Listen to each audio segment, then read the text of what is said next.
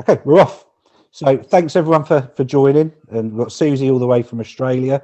We've got Arv from not so sunny Birmingham. And we've got Chris and Ellie and Holly and Nicola all the way from Worksop, where it isn't snowing. We've decided it's just sleet and horrible. But this is going to be the first show for Chris, and we call it Boyle Unboxing on the Sportanarium platform. So thanks everybody for joining us. It's really good to have you all here. And we thought it would be good just to have a catch up, because we're going to talk mainly about the women's boxing, I think, aren't we, Chris? Yeah, we're going to try and dissect past fights, previous fights, what's the future hold, anything really, anything on females and fighting. Brilliant. And obviously you've got some great fighters there. And obviously we've got the legendary, and she is legendary, may I add, Susie Q, all the way from Melbourne. What she hasn't done in boxing isn't worth talking about. So we're very, very honoured to have you here talking to us, Susie, again. That's brilliant. I know Arv and I have spoken to you before, but we thought it'd be really nice because Chris has got obviously Nicola, Ellie and Holly with him, and they're all quite new in the professional game. We thought it'd be really good for them to join us just to kind of have a catch up with you, and because you've got that experience of the game, and we can talk about their career, your career, and kind of maybe give us some advice and things like that. Really, I think it's good to see, really, just from these girls' point of view, just find out how Susie got to where she is, what's next, you know what I mean, and what she's done, because none of these guys know anything about about how the journey pans out, it's ups and downs, isn't it? You know what I mean? It's like roller coasters, isn't it? So it'd be good for Susie, to transfer some knowledge to these. It'd be brilliant. So, I mean, first things first, let's talk about if Chris is happy, obviously, let's talk about the fights that are coming up this weekend. I mean, we were talking before we started recording here. We've got obviously Shannon Courtney this weekend. Late replacement as well, isn't it? Yeah. 4-day replacement, weren't it? Because other girl pulled out, didn't she? So it's 4-day replacement. Polish fight.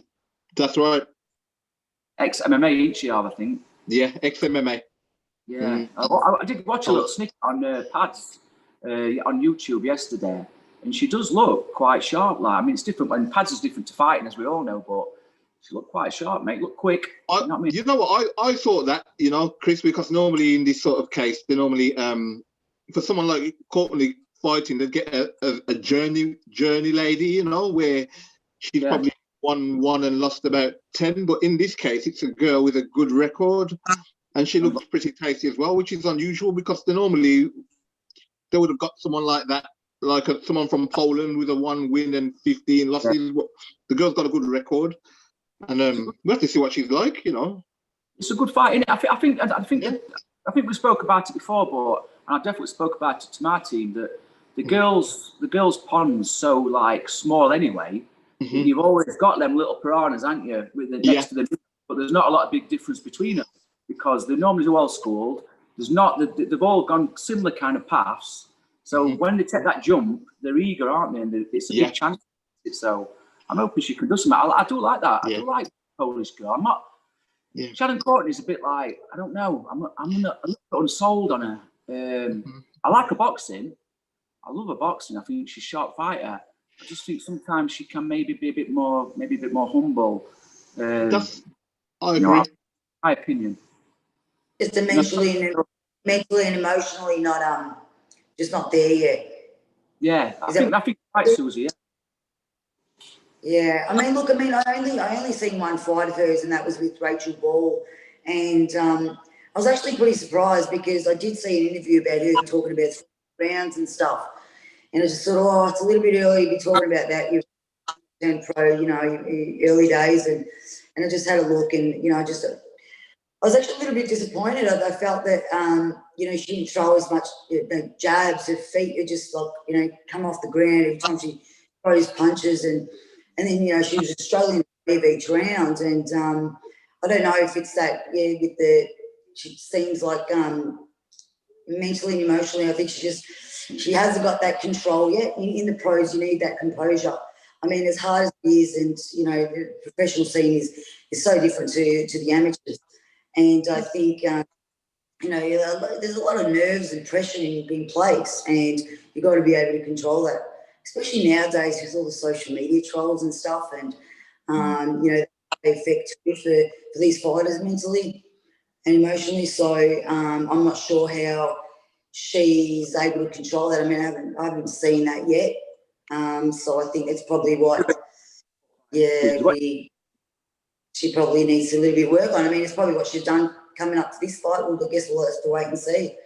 Yeah. What was your perspective on that Rachel Ball fight? Did you think that Shannon won it, or did you think Rachel did nick it? I think, look, no, I honestly think Rachel Ball's got potential. But she's very tall, you know, she's rangy, and I think, you know, Shannon just got out of control a little bit. It's probably due to not being able to stay controlled. So whereas Ball is just seems to have a little bit more discipline. And I just see that she's got potential. I mean, and then she came back to this recent fight, and she threw a lot more punches. You know, she was a lot more work rate. It's like she's improving each time, and yeah, that's what I've seen in Rachel Ball. Yeah, she's wise as well. Got a bit of experience behind her. Been on the scene quite a while, so she's probably like you. Yeah. Yeah, well, you can't buy experience, eh? So you can't. And it's always hard finding a tall fighter. I mean, everything looks a lot easier outside or watching the footage, this, that, and the other. But once you get in there, it's, you know, it's different. Your range, your timing, it makes a big difference. So yeah.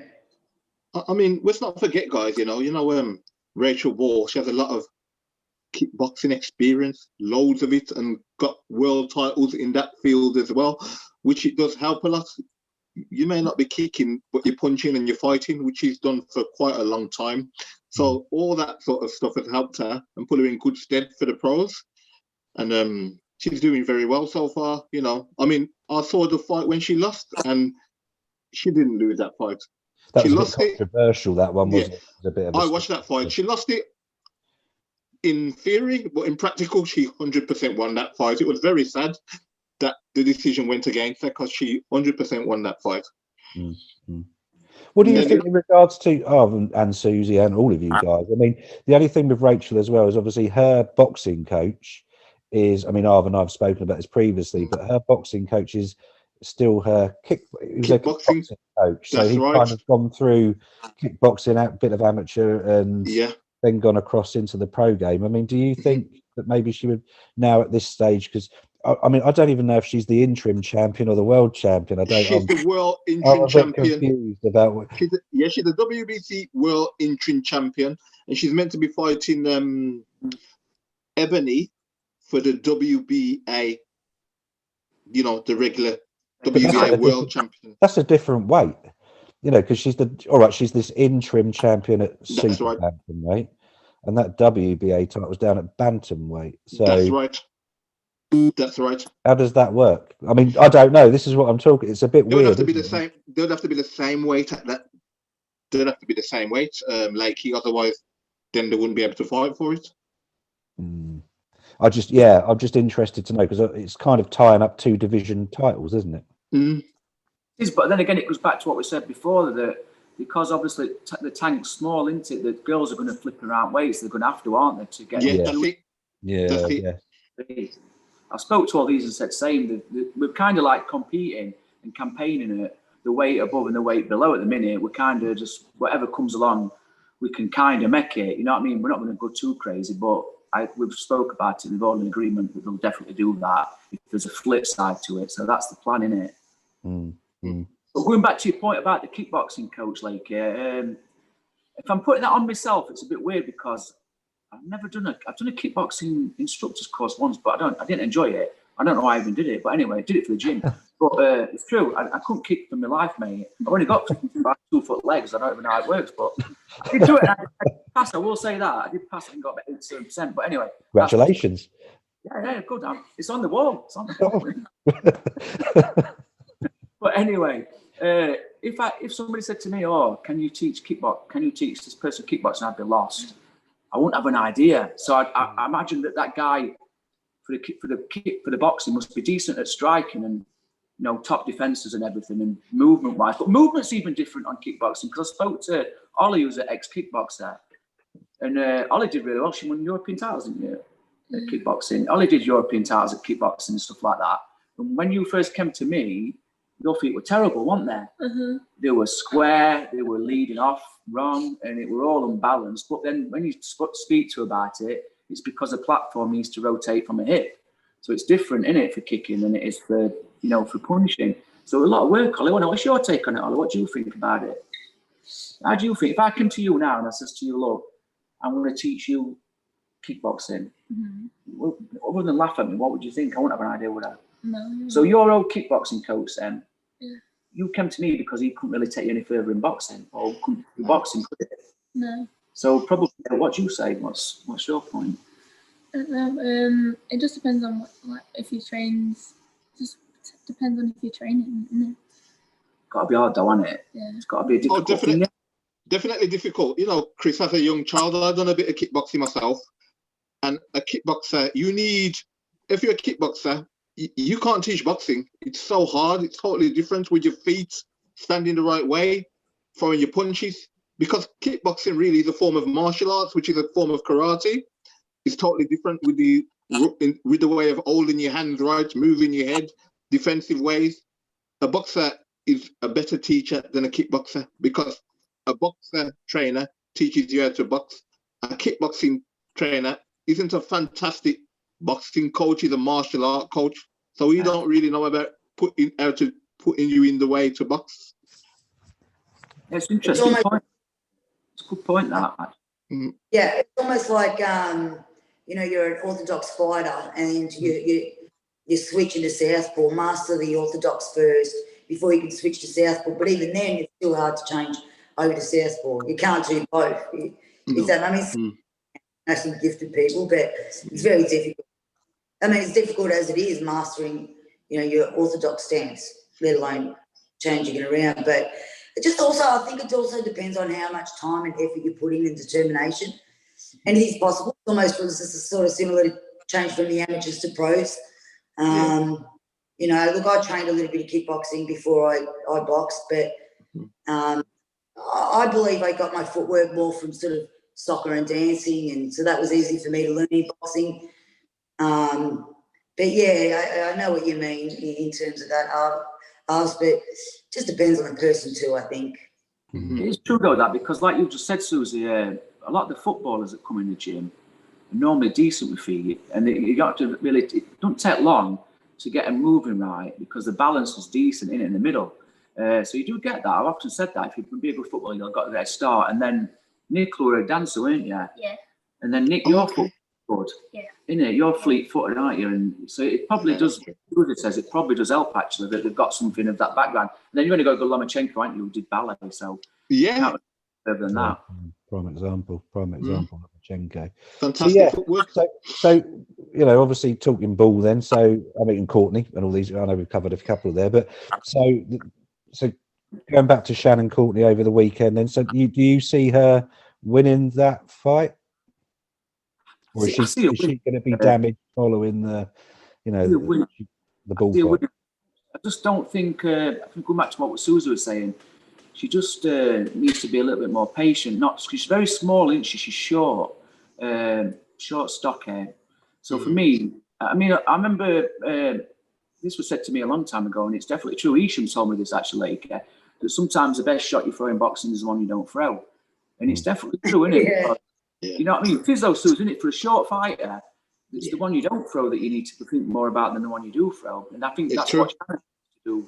Maybe be a bit more patient and wait for a mistake, then pick it rather than go rushing in like she was Rachel Wall, got club wheel left up, got dropped heavily, changed the outlook of that fight because then she was chasing. Even though I still think if she'd have gone back to a corner and composed and not gone chasing so much, maybe she'd have won that fight handily or been closer. I don't know. But I just think she went back to corner. I remember the instructions of the corner, she was panicking. She said to her coach, which is not natural, even if you're panicking, just been dropped by a big left up, but and she was like, I don't mean, am I all right? Am I winning all this lot? And I think, kind of really, I never tell my fighters whether they're winning or losing. I just give them instructions on that round, and then they go back and they do what's told. I don't tell them if they're winning or losing. If they ask me, I say, look, just do as you're told, and then what will be, will be. But a lot of them, they never ask me, to be fair, but I would never think of saying you're winning. And I often hear it in corners, I think, sometimes it's such bad advice that I know you can flip it and say, if you're winning and you tell me you're losing, it can spur them on a little bit. I get that.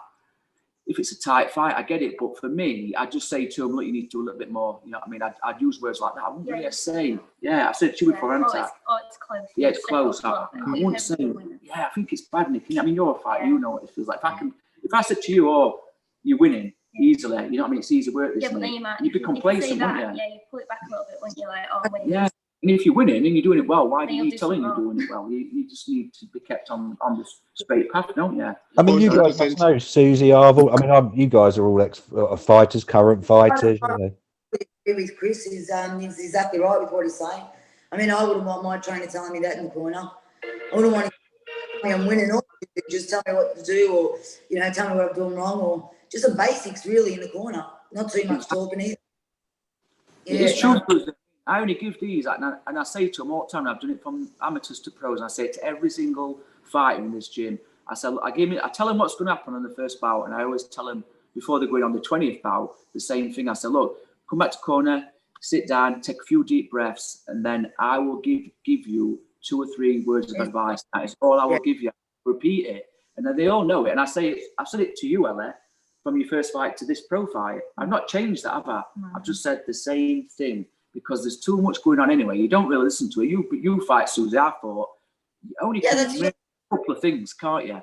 And that's it. Yeah, that's exactly right. No, everything you said is exactly right. I mean, especially you've got your time in the corner that's to recover and take a deep breath and listen to the instructions.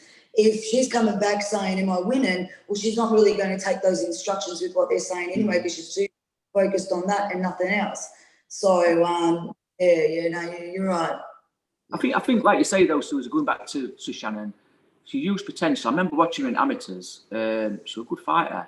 I think she just needs that time and patience, doesn't she, to grow?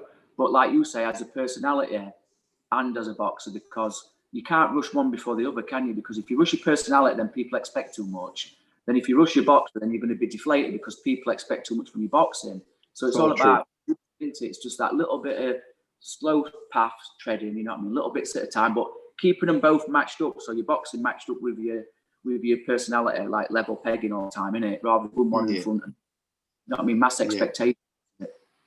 Oh yeah, it's definitely right. I mean, look, anyone can learn to fight. Anyone can have the strength, the power, the skills. At the end of the day, if your mind ain't right, you haven't got the heart, and you see people coming to the gym, so much potential, but their heart's not there or their mind's not there, and it's a shame too, but it's a big part of it. And then you see people who don't have that skill, but yet have so much heart and do really well. So it's very important, like you said, the character of the person and personality and your emotions and especially the mindset, is very, very important in this game. I mean, it's just like life, isn't it? You never know what punch gets thrown your way. So you got to be able to, handle the pressure and be able to adapt and, still control your emotions and be able to stay composed. Between because obviously you've been fighting through different like times and that. How do you find it now? Because obviously social media, like Lake was saying, is a big thing now for fighters and the trolls and that. But years ago, when obviously we fought and that, I do none of that. They weren't even they weren't even mobile phones and things. So there was nothing. There was absolutely nothing.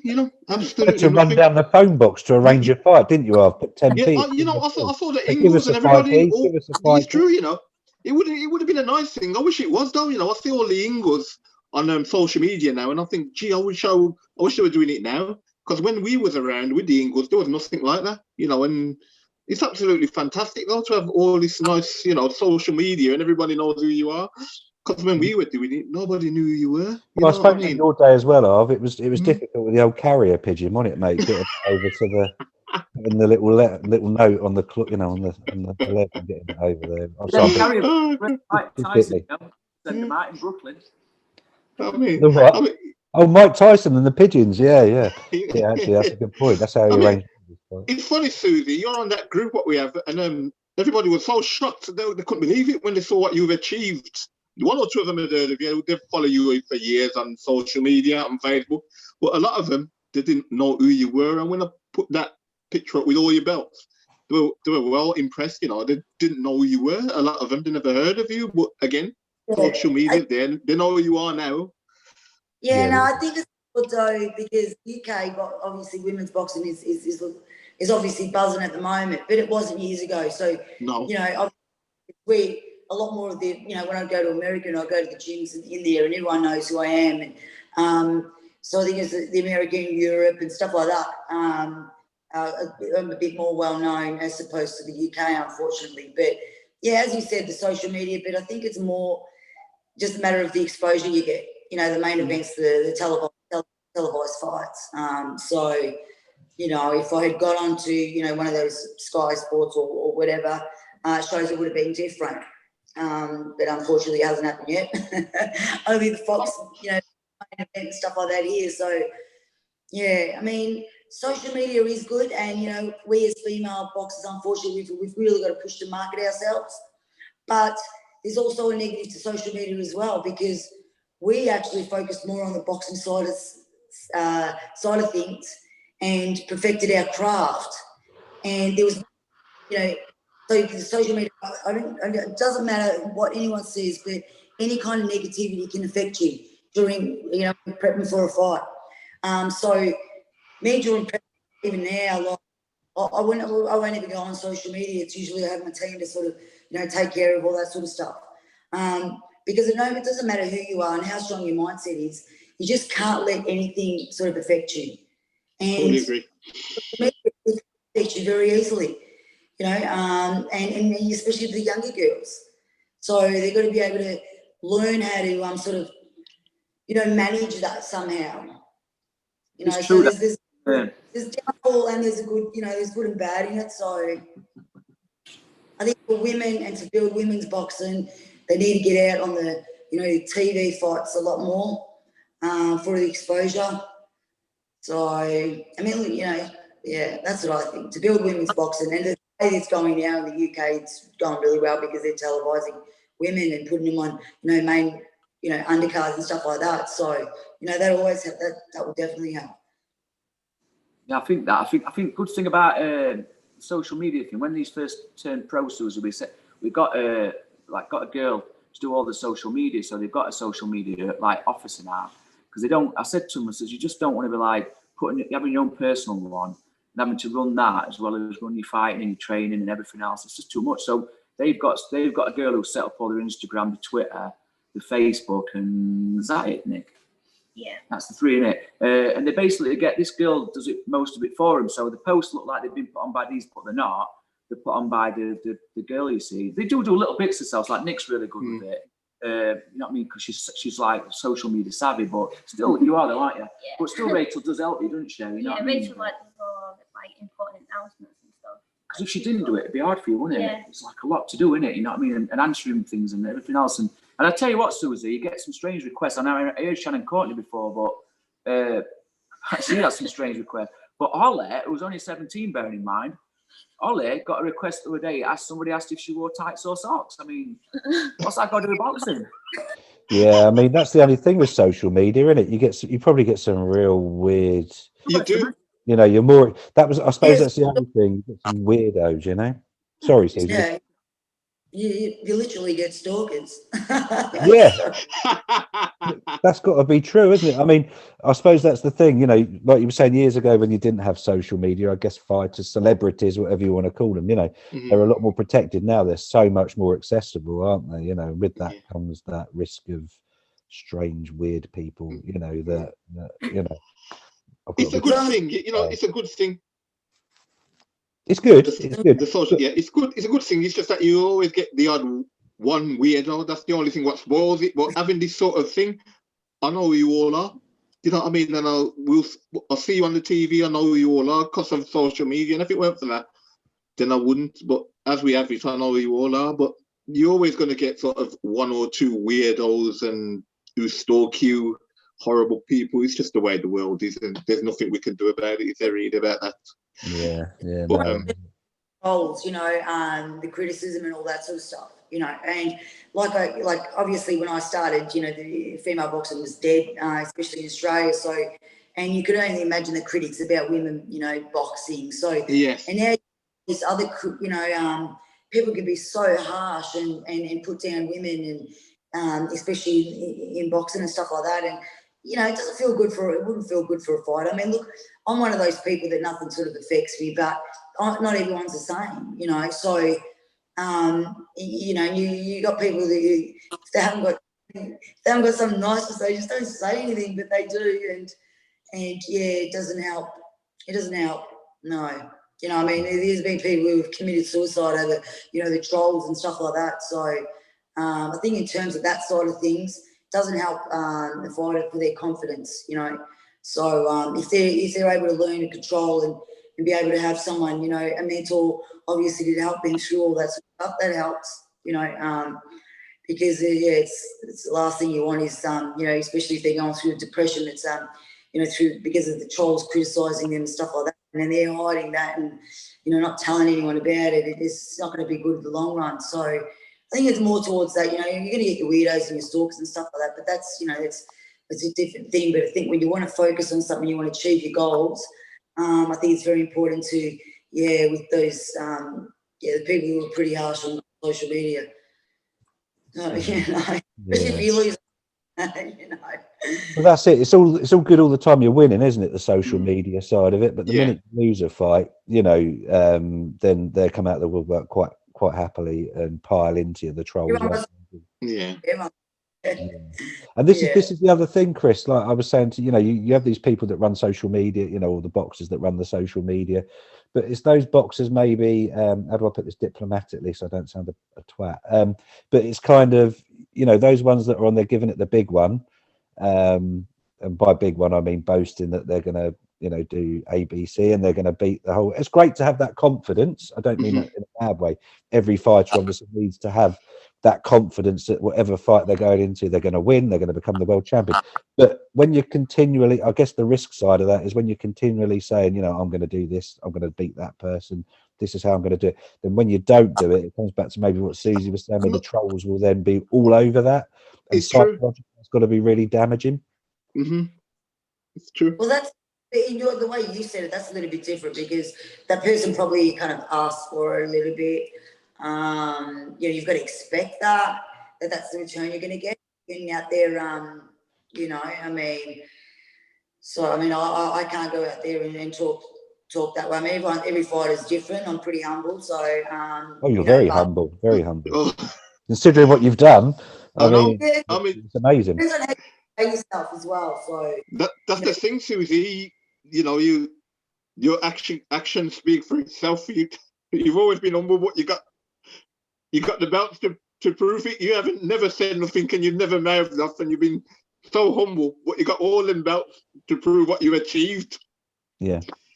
I mean, I have to do. You know, that's the main thing. It's at the end of the day, it's getting out there and getting the job done.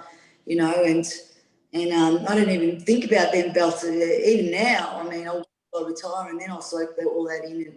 But yeah, I think it's really important. You know, I think especially for the young to be able to look up to these sort of people. You know, you're saying, okay, you got people like Muhammad Ali and stuff like that who got away with it, but you know, they're all different levels. Not everyone can be that. But, yeah, so I think you just you know, you got to be grateful and just focus. I think people should just focus on, you know, what they got to do more importantly than what they say. That's just me. You know, actions speak louder than words. So 100%. Yeah, no, definitely. Oh, definitely. Win some, we do lose, but you know. And that's what I kind of love about Chris's gym. You know, I mean, all of you girls there now, you know, and all the fight, you're all, you know, you're just chipping away. You're training every day. You're working. Your social media posts. You're not there saying, "I'm going to do that." You know, obviously you've got that confidence. You know, you can tell that, and you've all, even your amateur careers. You know, especially for Holly, you know, and Ellie. You know, you've had brilliant amateur careers, and you're kind of moving across into the professional game now. Early days, but fantastic. What you're doing, you're professional. You work with, I'll just say workmanlike, but it is a workmanlike. You're training, you're grinding, you know. And as Susie, you know, who's been there and done it, you know, known it. And obviously, you can never judge a book by its cover, can you, Lakey? Because you look at Susie and look at these ladies, what they've all achieved of amateurs. I had no idea. Yeah. I mean, this is it. I mean, and you know, with Susie as well. You know, when we talk about, you know, all the titles you've won, Susie, you know, and I hate to say this, and I'm sure Chris and the girls probably agree. If you know, it sounds awful. If you were a male fighter and all those titles you've won, you know, you would probably be the Floyd mate. You know, what do you say, Chris? I mean, it's so wrong, really. That's what annoys me about it. It kind of grinds me at times because It does, yes. I know what I mean. Floyd Mayweather, fantastic boxer. I love Floyd Mayweather. I love his boxing style and that. Won everything, beat everybody. You know what I mean? But it's like, say, Susie's done the same thing, but then nowhere near in the same brackets. It's totally wrong, isn't it? I mean, even such It's very wrong. Yeah, even such as like Katie Taylor, you know what I mean? Who was a fantastic role model. She's won all the belts, quality boxer, amateur and pro. Great woman. And even she's not really held in that same esteem, and it's crazy, isn't it? Yeah. Because Yeah. they're fantastic sportsmen, aren't they? Or sportswomen. They really You know what are. bugs me? You know what bugs me, Chris? A lot of these ladies fight better than the blokes. Honestly. They do. Be honest, though. Yeah. I really do. Yeah, 100%. Yeah, definitely. I can definitely say that in my gym, I'd put any of these three, any of my lad fighters, and the school, and they're just. I mean, Susie will relate to this as well. I don't know what it is about females in boxing, but for me, they're just easier to train.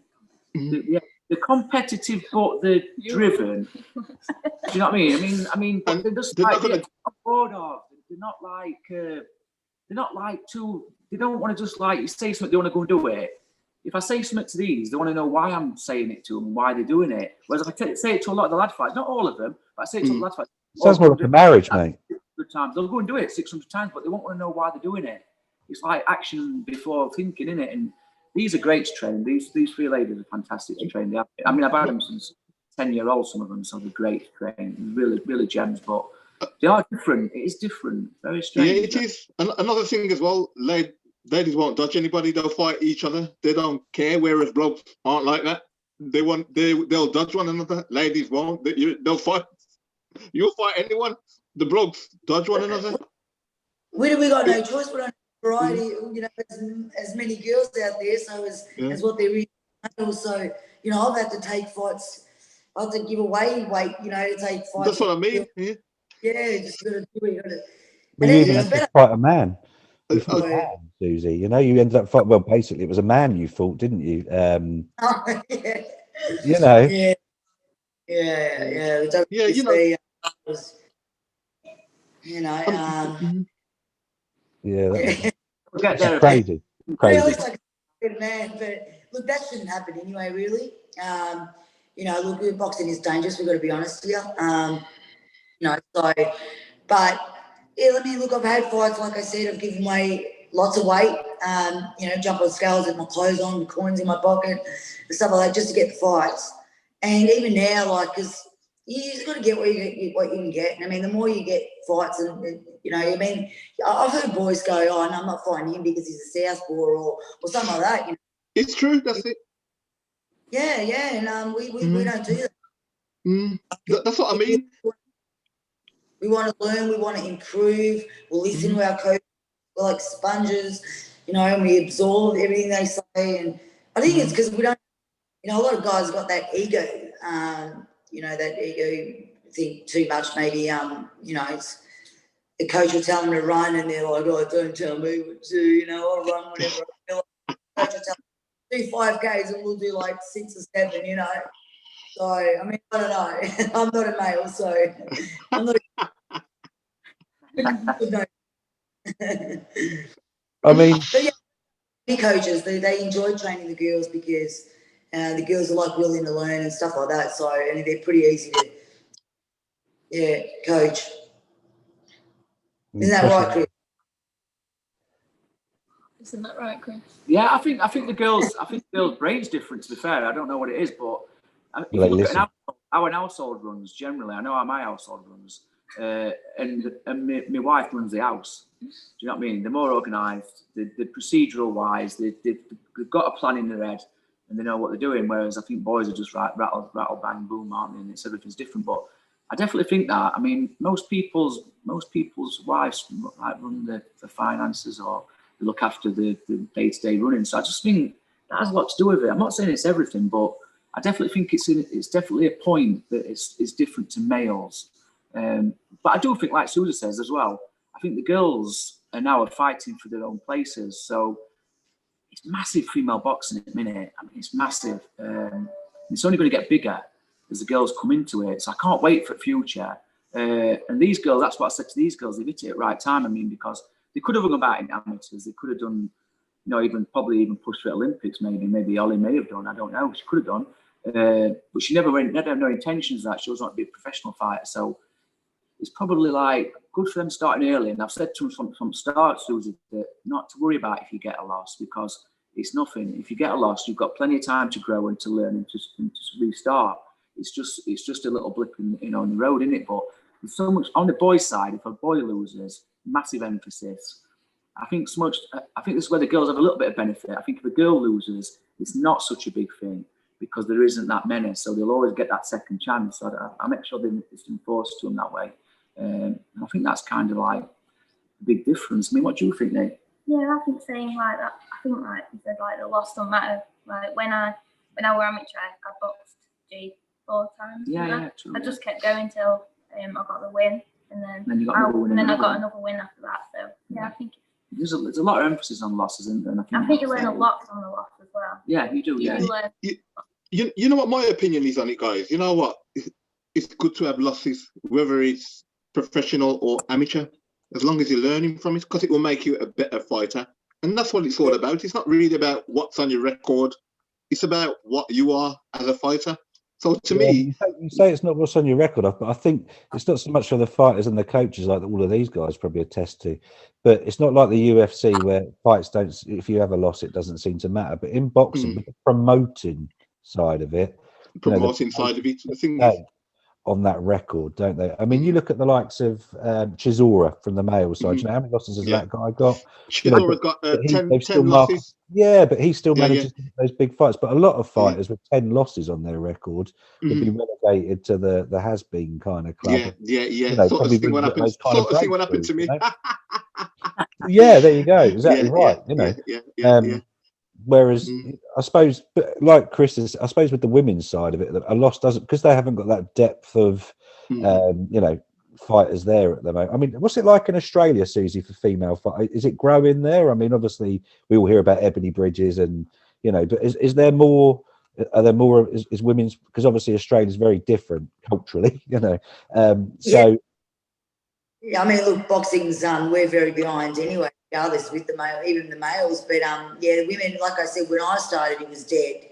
I was the only female boxer around, and then not long after that, there was Perth. Obviously, there's a lot more girls in the amateurs since the Olympics got accepted.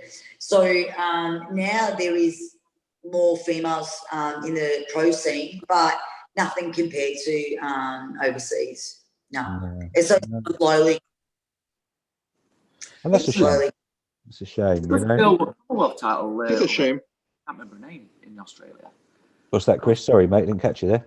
The female fighter won a Commonwealth title. I can't think of her name. I think she was Australian. Yeah. Is that right, Susie? Was that just the other night, Shannon O'Connell? Yeah, I can't think of her name, but she won it, didn't she? Who was it? Shannon O'Connell. Yeah. That's right, yeah. She won Commonwealth titles. That's good, isn't it? Oh, very good. What weight was that? I didn't see that one. Nor did I. No, I didn't know about. What weight was that one? Was that another? It was a bantamweight. No, okay. So yeah, that's good. But I mean, she's been around for a while. Yeah, I don't know. Probably after I turned pro, maybe a few years after I was pro. But yeah, she's been around a while. Oh, cool. I have to look her up. Didn't look. See, I hold my hands up. Didn't know about that one. We can get her on the show. Get her on the show. Get Susie to get her on the show. That's be a good plan. Yeah, sounds good. Yeah, anything to promote the ladies, you know that. But I mean, so I'm just thinking of time as well, guys, because I know you're all busy. But what other? I mean, we're talking about Katie Taylor. I mean, obviously there was. You've got Natasha Jonas, all those kind of fighters. At the minute, who? I mean, Susie, we know you're still a champion. You're waiting for some news on maybe is it the IBF you're waiting for? But what in women's boxing at the moment? Who do you think are the? I mean, obviously girls apart from Chris there, because I know you're up and coming. But who do you think at the moment are your kind of favourite sort of fighters at the moment? Who are the ones to watch out for, and who are the ones you think are going to really make a breakthrough in 2021? I'll let the girls speak on this one, and I'll jump in on it because obviously they're in that division. I've got my own thoughts on it, but I'll let these lot have a look. Say, what do you think, Nick? If I said to you, Nick, who was your pound for pound top 3? Give me them first. My favourite is Katie Taylor. Yeah. And then I like Natasha Jonas, and I like Terry Harper as well. Yeah. Tasha Jonas, I think we were saying earlier, you know, she should have got that rematch, really. Yeah, it's a shame.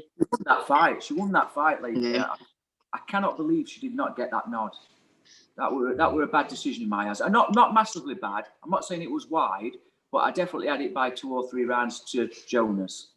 Definitely. She had Terry Harper in trouble a couple of times in that fight. Yeah. Yeah. And I've never seen Natasha Jonas in trouble really at all in that fight. No. You know what's sad, guys? I don't think she'll get the chance again. I don't. I've said that from start. No, pushed out now. And for Susie, I mean, we'd love to get you over to the UK. I mean, Paul said, you know, we need Susie Q Ramadan in the UK. Oh yeah. I mean, are you super flyweight you're at the moment? But I suppose you could probably go bantam. What was that, Nicola? Yeah.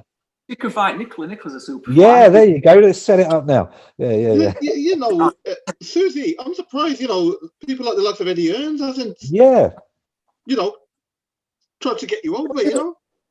Well, after Ebony got injured for the Rachel Ball fight, you know, I had the opportunity. It was the last minute. You know, 2 weeks notice to you know, take on Rachel Ball, and unfortunately, you know, the quarantine fees and too much for him. So I would have taken the fight in 2 weeks' notice. I mean, you know me, I just you know, I take fight anyone and anywhere, anytime. But yeah, I mean, it just depends on, you know, because I've been chasing the IBF. That's what's been you know, and then obviously they got that Superfly IBF champ to fight Rachel Ball, and I don't know what's going on there, if they're, you know, going to strip her title or what's going to happen. You know, I mean, they took me out of the ratings a couple of years ago for, you know, fighting a different weight division and stuff. So, yes, I don't know. Look, it also depends.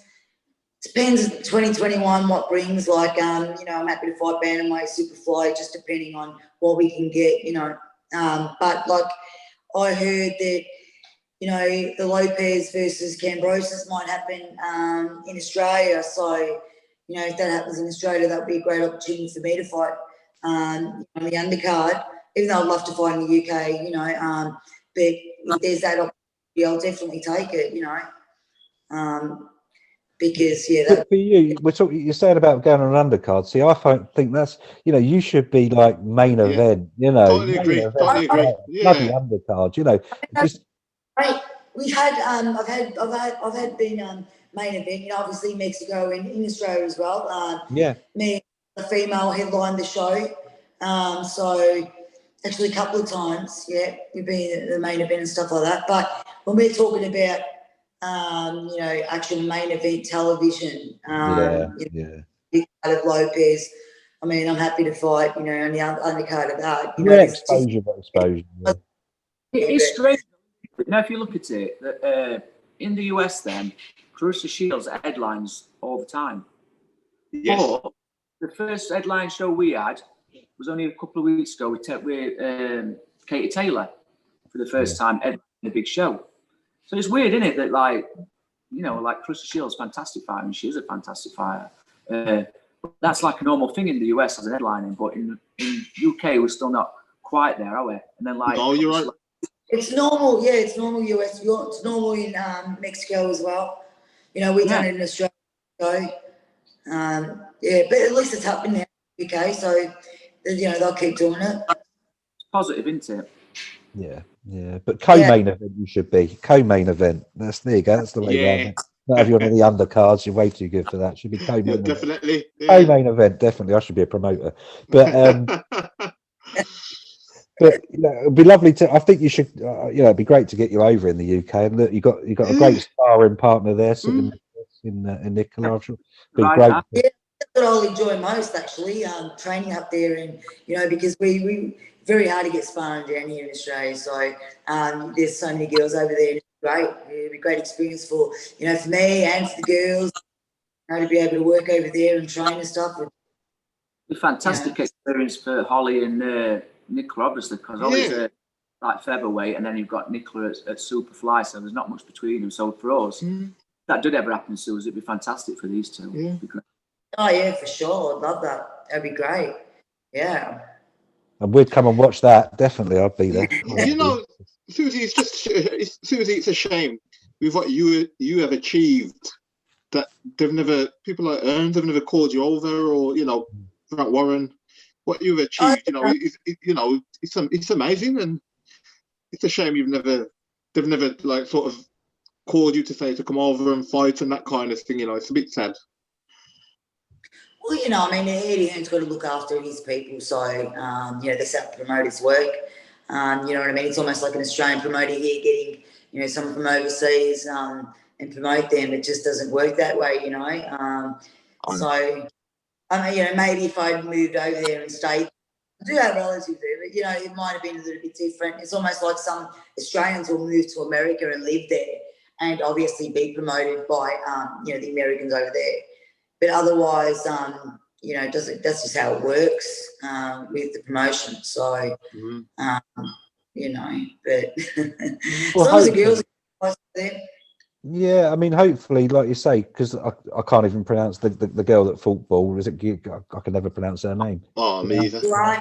Guani. Yeah, Guani. That's it. I mean, hopefully, if they've, you know, like you say, hopefully she'll be stripped of that IBF title, and that will open up the door for you wherever it may be that you fight for it. But it's well overdue, you know, and you deserve that shot. So, you know, that's whoever's sorting out that kind of side of it needs it. It'd be great to get you, you know, be it Australia or wherever, you know, just to get that title under, you know, around your waist again. And then the world's your oyster, isn't it? Because then, you know, people will be chasing you for that title then, and then it's kind of, you call the shots, don't you? Yeah, exactly. I mean, all this pandemic hasn't helped either. So I was lucky I got a fight in February before all that happened. So yeah, that's been the trouble, you know, with all the fights, unfortunately, internationally. You know. Yeah. So what about when are you girls fighting? When's your next fight? The next fight for these girls will be the Lionesses show, which is an all-female show. It postponed before Christmas because of the COVID lockdown. So I think the dates, I can't announce them yet, but towards end of January, there's two possible dates. There's big news coming on that, but I can't say anything about it. I keep saying it's secrecy. But that's to be announced very soon, and it'd be great. I just think it'd be great, wouldn't it? Because we've got Denise Castle headlining one of the liners. It'd be great to get Susie headlining one, wouldn't it? It'd be brilliant. That was exactly what we need to be sorting out. Yeah, that would be brilliant. Honestly, it'd be fantastic, wouldn't it? Card in the UK. Would that be massive? It'd be massive. Because I know you've got a lot of fans here in the UK already. I mean, you probably don't realise quite how many fans you got. But when you mentioned over here in boxing, people know who you are. You know, they know you are. They really do. But yeah, I mean, to get so these three girls are big fans of Susie. Yeah. I mean, so it's good for them. So I'm sure everybody else in the same envelope, aren't they? Yeah. We'll all get you over. We'll all dip in and get you over. Yeah, Susie. I know a few coaches that say, "Oh, we know Susie. We followed her for a very long time." I know coaches.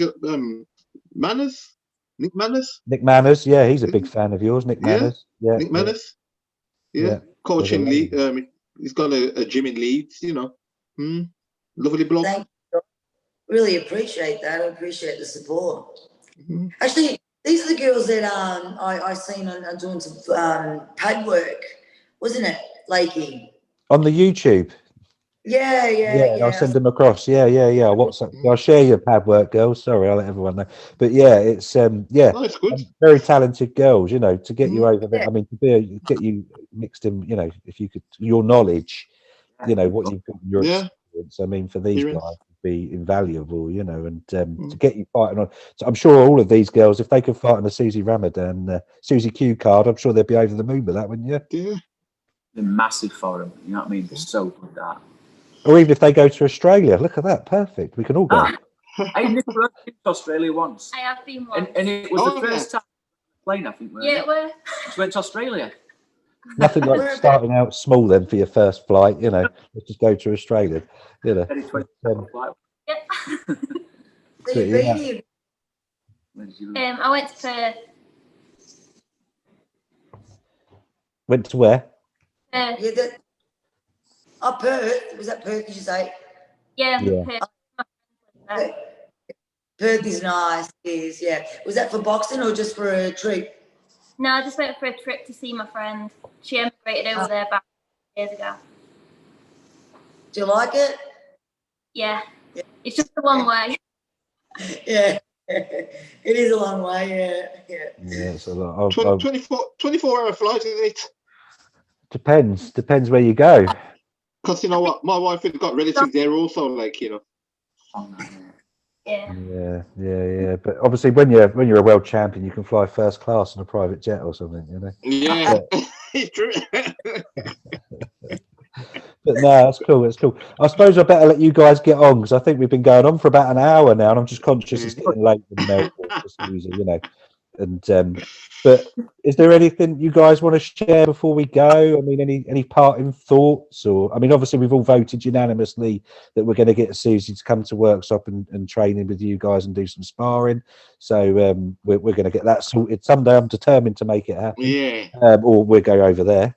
And I've seen Susie's new coach, and it wasn't his coach. I got it wrong. It was you were I mean, you were thumping the shit out of this guy. So you know? it's very impressive as well. But he had a bodysuit on. He was a man mountain. What was that? Tough, very heavy. We all watched that yesterday, Jim. It was good, that, on the big body bag. Yeah. That was really good movement around that, you know, around the body bag, like punching and moving really good, like watching. Yeah. Right. Yeah. And he's a big boy too, so it works you a lot harder, I think. He's about 100 kilos. So it was pretty tough after training last night. It's a good workout. Look good, yeah. They were all laughing because I said, "Look at the size of that body bag," and then he says, "Look at the size of the guy, though," and I was like, "Oh yeah, that makes sense." It's massive. That was the first thing I noticed. Yeah, Jesus Christ, that ain't a man. That's a mountain. Geezer's been sitting in compost all his life. His parents put him in a grow bag. You know, how did he get that big? Or you're just very, very small. It's one or the other, and you're not. You know. Small too, but look, he's a big fella as well. You know, so he's cool and she's strong. But that body shield is pretty big too. It'd have to be to go round in. Bloody customised, I tell you. Flipping hell. His foot's bigger than my whole body. But yeah, no, it's been emotional, guys. I suppose we better wrap up, really. But I can say, Lakey, I watched Chrissy's lady and you two doing all your pad work, and I love it. I think it's absolutely fantastic. I just wanted you to know, I'm always watching you guys, and you're all fantastic. Your pad work's brilliant, all of you. Very talented, very, very. All of you. I mean, all of you. I mean, it's an honour for me to be able to chat with you all. I mean, I know I talk a lot of shit sometimes, but it's still, you know, it's still a good, you know, it's a real honour for me to share your company. I don't think you guys probably appreciate, you know, how much of an honour that is. But it's, you know, it is what it is. But I mean, what tier are you guys in, Chris, now? Because obviously Arv's not allowed to leave the house. His wife I can't leave my area. And he's not allowed to. Well, it's not even the tier system. It's Arv's wife. She doesn't let him out. Allowed out, you know, once a month for £10 spending money. But I was going to say, my son, he plays roller hockey, and he had a match down. I don't know if you've heard of Banbury. Well, we can't leave because we're being tier 3. He can't go and play his hockey match because they're in tier 1. And because we're in tier 3, we can't leave our town to go to Banbury for him to play his hockey match there. So, being in tier 3. What one are you in, mate? We're tier 3 as well. How are you? Oh. Okay. I know the all of the Midlands are also, you know. Workshop is it Midlands, is it? Good. Okay. Go out to the pub. Workshop is it Midlands, is it? I can't remember. Workshop. We're near Sheffield, aren't we? We're like 15 minutes from Sheffield. Okay. Nice. That's too high up for me. If I go that high up, I get a nosebleed. See, we always say I'm from Birmingham, but I'm not from Birmingham. I'm in the Midlands, but no one knows anywhere else in Birmingham but Birmingham. I live in a little town called Hales in Stourbridge. Ever heard of it? I've heard of it. Yeah, I've heard of that. Oh, have you? Oh, that's where I'm from. Yeah. Yeah. I don't know if we've boxed Is that why we know it? I think so. Okay. Definitely have. I think we went to a show there, to be fair. Okay. Wow. Might have been with you. I think, yeah, because I've boxed in Birmingham. Might have even been with Nicola, I think. Yeah, that's where I am. How's going? Well, I think we all need a holiday to Melbourne, so I think that's in the calling. So Yeah, everything's back to normal here. yeah, we all need to go to Melbourne. Everything's happening in Melbourne. There's no lockdown. We can just travel around and have a laugh over there. Oh, I love that. Hey, there's no lockdown in Melbourne then? No, well, Melbourne, we got a second wave and we were pretty much in lockdown, full lockdown up until October. And now everything's just basically no cases at all for the last month, and everything's been good. So almost back to normal. I hope that happens. Yeah. I mean, they've got fights in well. Queensland with crowds and stuff. So in other states. So Australia's gone pretty well. Good that. And there is, we were saying, Chris, I don't know if you guys were on the call, but obviously the AJ fight that's next week or 19th, I can't remember what, is it the 11th or 19th? They're allowing 1,000 fans into that. So hopefully when you guys get your card in January time, or hopefully whenever January, February, whenever it is when it's announced, hopefully you'll be able to have some crowds in. We have had guidance from Rio and Bieber about the crowds. It's already been sent out. So, yeah, it's promising that. We can have a certain amount, so we'll be looking at that. But it's just the tier system. Getting into it, we've got to do the shows outside the tier system. Tier 3 can't have no crowds, can it? Tier 2 might have less, and then Tier 1 a little bit more, can't it? So, well, Tier 2, we can have 2,000. We can have 2,000, I think. Not bad, is it? No, it's pretty. I'm going to a football match for the first time in months on Monday. So are you? Yeah. So I'm looking forward to that. So yeah, that's going to be good. I should do a streak across the pit. No, I won't. There'll be no crowds. Huh? There'll be no crowds left if you do that. Exactly. I'd scare them all off and they'll be in lockdown again. So no, I wouldn't dream of doing that. No, I wouldn't do that. I'm going to get hard to do it. But no. Anyway, guys, I better let you get on. But thanks very much.